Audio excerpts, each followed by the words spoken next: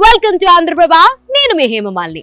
హరీష్ శంకర్ చేసినటువంటి ఒక గెస్చర్ నిన్న రిలీజ్ అయినటువంటి సక్సెస్ మీట్ లో జరిగినటువంటి ప్రెస్ మీట్ లో హరీష్ శంకర్ మాట్లాడుతూ ఒక చిన్న గెస్చర్ చేశారు. ఆ గెస్చర్ ఇప్పుడు నెట్టింట తెగ వైరల్ అయిపోతుంది.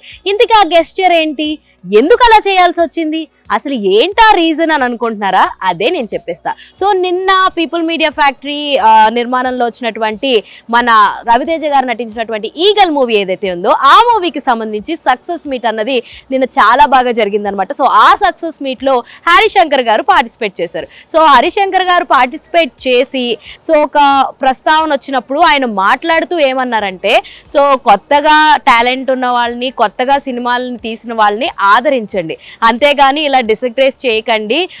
ఏం తీశాడు ఇందులో అంటే పర్టికులర్గా ఒక కమెంట్ చెప్పారనమాట. ఇందులో లవ్ స్టోరీ కాస్తంత తగ్గింది, లవ్ స్టోరీని ఇంకా బాగా చూపిస్తే బాగుండు అని చెప్పేసి అన్నారు. ఒక పలానా సమ్ ఎక్స్ వేదికగా పెట్టుకున్నారని చెప్పేసి చెప్పడం జరిగిందనమాట.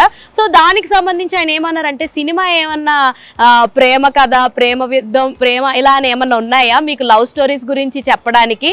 సో అలా ఏం లేవు కదా. అందులో ఈ సినిమా టైటిల్ ఏంటి, ఈగల్ అని చెప్పి. సో ఇందులో ఆయన ముఖ్యంగా గన్స్ అవన్నీ పట్టుకుని చేస్తున్న దానికి సంబంధించి ఉంటుంది తప్ప ఇందులో లవ్ స్టోరీకి ప్లేస్ ఎక్కడ ఉంటుంది అని చెప్పేసి మీరైనా కాస్తంత ఆలోచించాలన్నట్టుగా అన్నారు. అదే కాదు, ఇలాంటోడే ఎవరో RRR లో రొమాన్స్ తక్కువైంది అన్నాడని చెప్పి కాస్త హాస్యంగా కూడా చెప్పారనమాట. అంతా చెప్తూ అండ్ ఇంకొకటి ఏమన్నారంటే, ఇటు ఫిలిం జర్నలిస్టులు కానీ సినిమాలు తీసేవాళ్ళు కానీ అందరం కూడా ఒక ఫ్యామిలీ, అంతేగాని మేము సపరేటు మీరు సపరేట్ అన్నట్టు చూడొద్దు, మన అందరం ఒకటే ఫ్యామిలీ.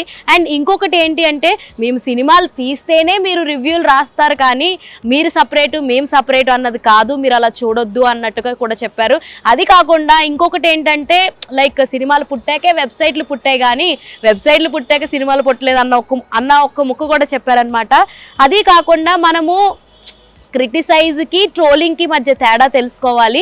ఎక్కడో క్రిటిసైజ్ చేసింది వేరుంటుంది, ట్రోలింగ్ చేసేది వేరుంటుంది.